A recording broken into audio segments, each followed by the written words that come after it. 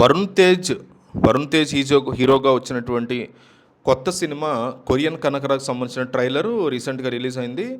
ఆడియన్స్లో ఒక ఇంట్రెస్ట్ని అది క్రియేట్ చేసిందని చెప్పుకోవచ్చు. గత కొంతకాలంగా వరుస ఫ్లాప్స్తో ఉన్నటువంటి వరుణ్ తేజ్ ఈసారి హారర్ కామెడీ జోనర్ని యాక్సెప్ట్ చేయడం, అట్లాంటి దాంట్లో ఎంట్రీ ఇవ్వడం అనేది ఇంట్రెస్టింగ్గా ఉంది. ఈ ట్రైలర్ చూస్తే సినిమా మీద అంచనాలు ఏం పెంచేయలేదు, కానీ ఒక పర్వాలేదు అనే ఒక ఫన్ని ఎంటర్టైన్మెంట్ని ఇవ్వబోతుందనే ఫీలింగ్ వచ్చింది నాకు. ఈ కథలో ప్రధానంగా కనిపిస్తున్న కాన్సెప్టు, నటీనటుల యొక్క పాత్రలు ఇవి డిఫరెంట్ ఫీలింగ్స్ క్రియేట్ చేస్తాయి డిఫరెంట్ ఆడియన్స్కి.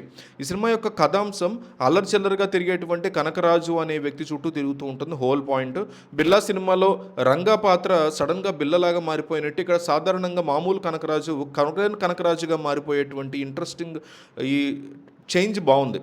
ఇది మనిషి మార్పు మాత్రమే కాదు, ఒక ఆత్మ ప్రవేశించడం వల్ల జరిగేటువంటి ఒక విచిత్రమైన మార్పుని ఎంచుకున్నారు వీళ్ళు. కథానాయకుడు అర్థం కాని ఒక లాంగ్వేజ్తో మాట్లాడడం, తద్వారా కొరియన్ లాంగ్వేజ్లో మాట్లాడడం, దాని ద్వారా నుంచి కామెడీ రావడం అనేది ఇంట్రెస్టింగ్గా ఉంది. సో డైలీ రోజు ఉండేటువంటి కామెడీతో పాటు హర్రర్ని కూడా ఇంక్లూడ్ చేశారు. అది ఈ ట్రైలర్లో క్లియర్ కట్గా మనకు కనిపిస్తుంది. సో సినిమాలో కామెడీ సీన్స్ విషయానికి వస్తే సత్య యొక్క పాత్ర ఒక ప్రధాన పాత్ర పోషిస్తుంది అనే ఫీలింగ్ అయితే క్రియేట్ అయింది.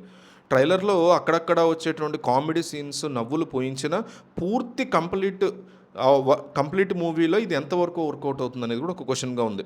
కొన్ని సీన్స్లో చాలా బాగుంది, కామెడీ అనిపించింది, కానీ కొన్ని మాత్రం ఫోర్స్డ్ కామెడీ అనేది అనిపించింది నాకు ట్రైలర్లో.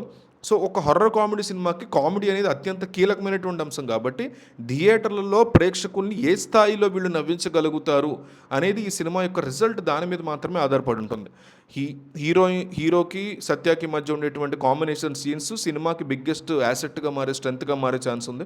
సో ఇక స్క్రీన్ ప్లే పరంగా చూసుకుంటే ఒక చిన్న భయము అనుమానం ప్రేక్షకుల్లో మిగిలిపోయింది. జనరల్గా ఇలాంటి దెయ్యం లేదా ఆత్మ కాన్సెప్ట్ సినిమాల్లో చివరికి వచ్చేసరికి అసలు ఆత్మే లేదని, దెయ్యము లేదని, ఇదంతా హీరో ఆడిన ఒక డ్రామా అని, ఒక రివెంజ్ ప్లాట్ అని కూడా తేల్చేస్తారు ఆఖరికి.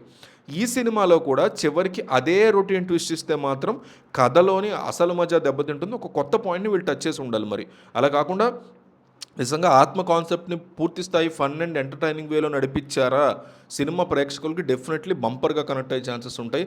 కథలోని న్యాచురాలిటీ కానీ హానెస్టీ కావచ్చు, ఇవే థియేటర్లో ఆదరణ లభిస్తాయి ఆడియన్స్కి. వరుణ్ తేజ్ కెరీర్ని అబ్జర్వ్ చేస్తే తొలి ప్రేమ, ఫిదా, ముకుంద, కంచె ఇలాంటి లవ్ స్టోరీలు, ఫ్యామిలీ డ్రామాల్లోనే సక్సెస్ అనేది రావడం జరిగింది వరుణ్ తేజ్కి. ఒక డిఫరెంట్ జానర్కి వెళ్ళినప్పుడల్లా ఫ్లాప్ అవుతూ వచ్చే సైన్స్ ఫిక్షన్ ప్రయోగాలు కూడా అతనికి వర్కౌట్ అవ్వనట్టుగానే కనిపించాయి. సో ఎస్పెషల్లీ ఆపరేషన్ వ్యాలంటైన్ కావచ్చు, గాండేవుదార్ అర్జున కావచ్చు, మట్కా కావచ్చు, ఇవన్నీ చాలా దారుణమైనటువంటి ఫ్లాప్స్గా మిగిలిపోయాయి. సో ఇలాంటి టైంలో అతను తన కెరీర్ని మళ్ళీ ట్రాక్లోకి తీసుకురావడానికి హారర్ కామెడీ కథని ఎంచుకోవడం అనేది ఒక మంచి పరిణామం అని చెప్పుకోవచ్చు.